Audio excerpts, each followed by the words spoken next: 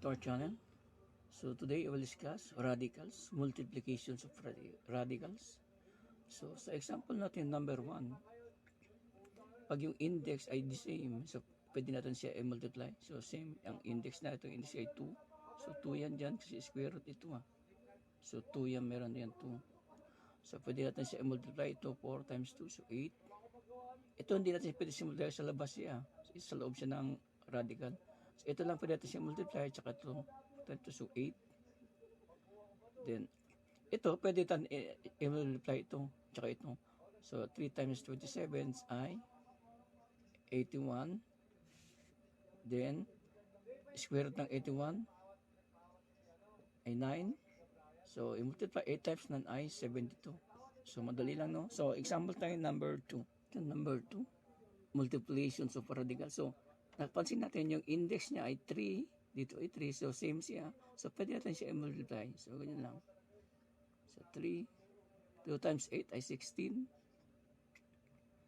And 16, yung, alam natin yung ginawa natin yung 16, yung factor. Pag walang 2, yung 8, then 2, and 2. So, yung, since naka 3 yung index niya, dapat 3 din, cube, kasi cube siya. So, 3, tatlo yung 3 kunin natin dyan.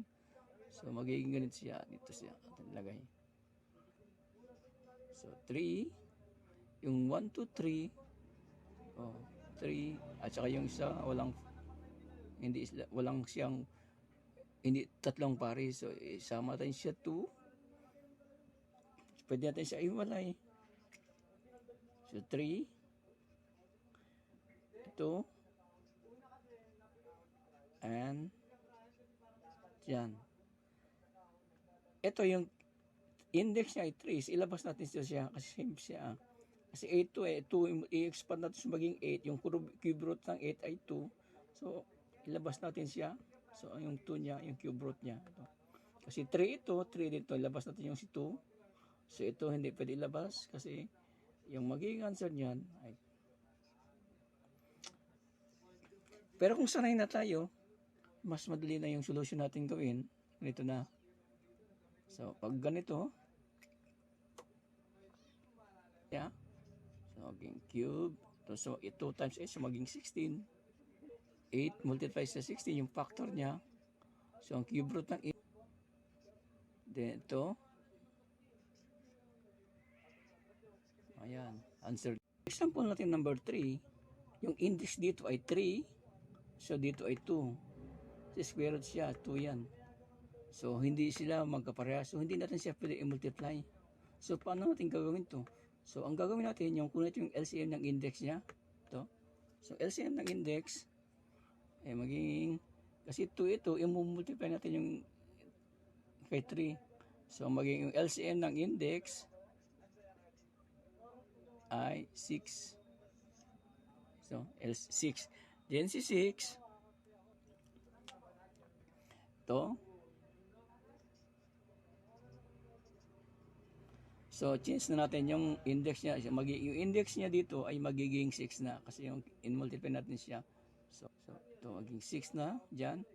So, ito, 3. Itong 6, yung 6, i-divide natin ito kay 3. So, magiging 2. Ito yung 3, di ba? 3. Itong 6, yung LCM niya, i-divide natin sa kay 3. So, 2. I-square natin ito, i-multiply natin ito. Yan. Ito naman sa kabila, yung isa naman, si 2. So, yung index niya dyan ay 6 na rin. 6. Then, yung 6, i-divide natin ito kay 2 kasi may 2 yan. So, magiging 3. Kukopya natin yung base niya to. So, magiging 3. I-multiply natin ito, 3. So, ito i-3 na to. Ito. So, ito. Equals. Bago na ito na 6 na siya. I-multiply na. Diretso natin siya multiply. So, magiging 9. 9. And ito naman. Ito siya. 6. 2 raised of 3. So, magiging 8. So, parehas na yung index niya, 6 and 6. Pwede natin siya i-multiply. 9 times 8. Siya doon, 9 times 8, 72. 72, ano pa ng 72? Ito na ba yung final answer? So, check natin kung ito na ba yung magiging final answer. Kung meron mo ito, 6 root ito. And 72, so magiging 36, 36 by ay 18, 18 by 2, 9, 9 by 3, so, wala siyang 2, 2, 2, wala siyang 6. So, ito na yung magiging final answer niya. Ito yung answer niya. 6. Yung index niya ay square root of natin square root 72. So, na ito yung final answer. Kung hindi, bago ka pala sa channel ko, please subscribe para lagi kitang updated sa mga bago kong video. Thank you. Mag-comment lang po kayo. At kung hindi malinaw sa inyo, sasagutin ko kayo.